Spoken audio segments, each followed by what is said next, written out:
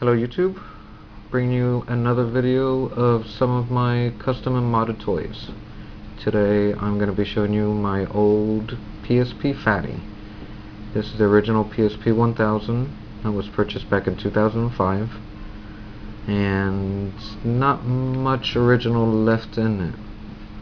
As you can see, the casing has been swapped. It's been changed with a nice shiny silver one. The buttons are still from the original. I like the offset of the silver and black. Some of the mods this unit has is LED triggers, as well as the power button lights have been changed. When it is on, the green one was changed to blue. When it is charging, the orange one was changed to red. The Wi-Fi LED was also swapped out. It was changed from the OEM green to a white one. I have two more LEDs in the back that I'll show you here in a second, as well as two more LEDs in the bottom. These in the bottom are red and they're tied into the charging circuit. So when it's charging, not only will the power light go red from blue, but also the bottom lights will turn on red. Another one of the mods that it has is the USB charging port. On the 1000s, it was never able to charge from the USB, always had to go through the power circuit, and there's some modding that needs to be done to the motherboard to make that happen. Another mod is what's called a read switch. It's internally in here on the power board, which allows you to use a magnet and just swipe it across and it would turn the unit on, as well as on the second swipe it would turn it off. Unfortunately I don't have a magnet, so I'd be able to illustrate how it goes. There is another set of LEDs down at the bottom that are blue behind the reds, but those have been deactivated because the color just wasn't that right. And one of the last mods that this unit has is it has a jewel in the back, or what's called a jewel, which is where you change the back plate.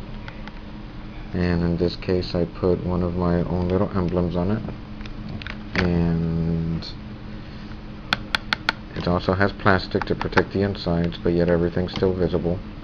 The UMD is still completely functional. When you do have a UMD in there, it spins and you're able to see it, as well as the LEDs that I mentioned earlier are in the upper right hand corner, so when it's on you'll be able to see the light reflecting through it.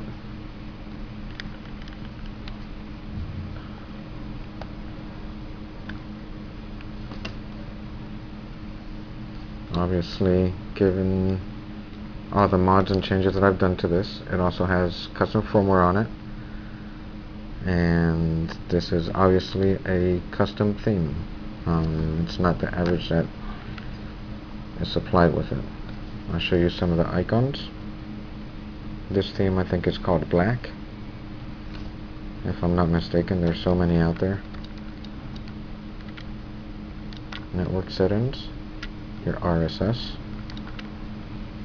security, sound, power, date and time, theme, system, photo, video settings, then your USB port and your update. Some of the different icons.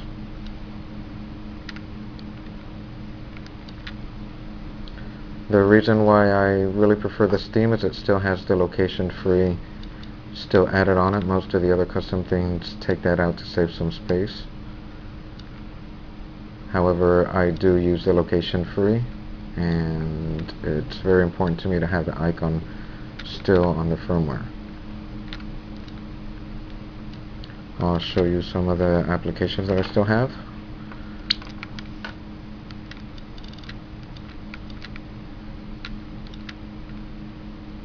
PSP display, which allows you to display your PC or laptop monitor on through the PSP, and you're also able to control it.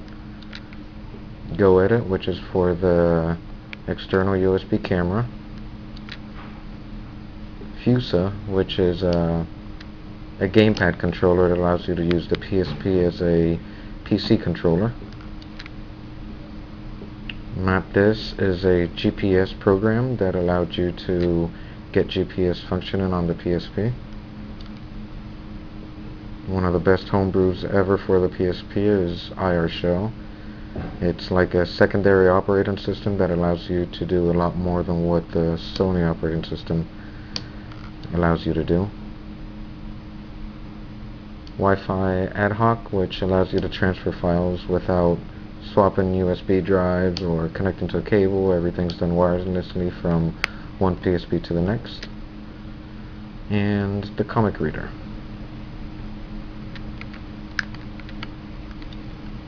And for those of you that aren't aware of location free and what location free allows you to do, is if you have the box at home, you're able to connect your stuff or whatever video audio output device you want to put in, and you're able to stream it online. And at this moment on my DVR we have the presidential or the vice president debate. Da-da, da-da, da-da, da-da. And that's pretty much politics. Blah, blah, blah, blah, blah, blah. Okay, to show you a little bit more, the LED, the power button, and when we plug it into the USB port and plug it into charge, if I can get this on one hand, it changes it to red. It's charging on battery power, as well as the bottom LEDs also.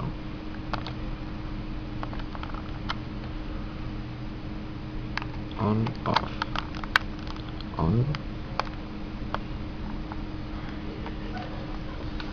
And as a last show, I'll go ahead and show you the LEDs and the lights in action.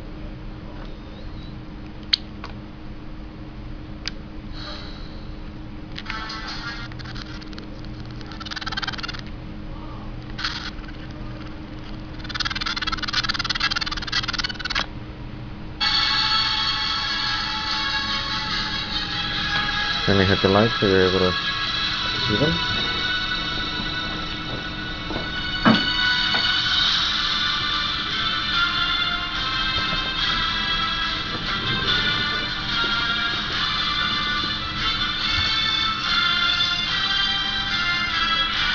The LED lights, the charging lights at the bottom. And I'll turn it around somewhere. You're able to see them from the jewel. A nice feature of the sound reactance is each one of the triggers is tied into the corresponding speaker. So the right trigger goes off the right speaker and the left trigger off the left speaker.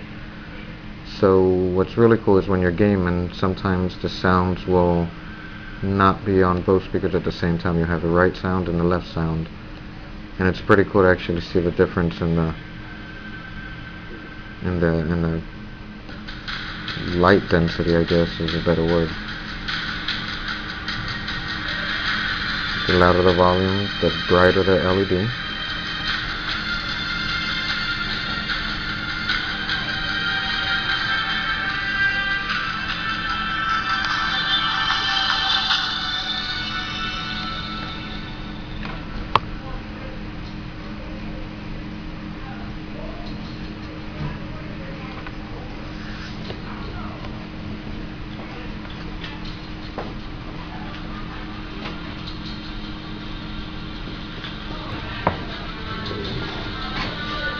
And the last thing I'll show you would be, I guess, the Wi-Fi LED.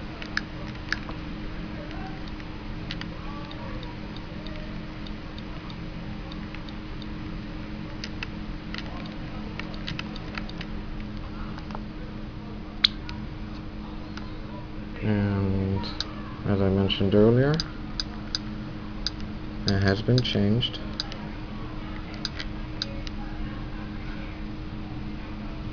And you can see it there blinking white instead of the green one.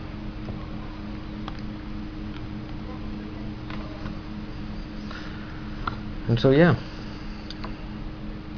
that's all I got for you guys. Hope you enjoyed. Thanks for watching.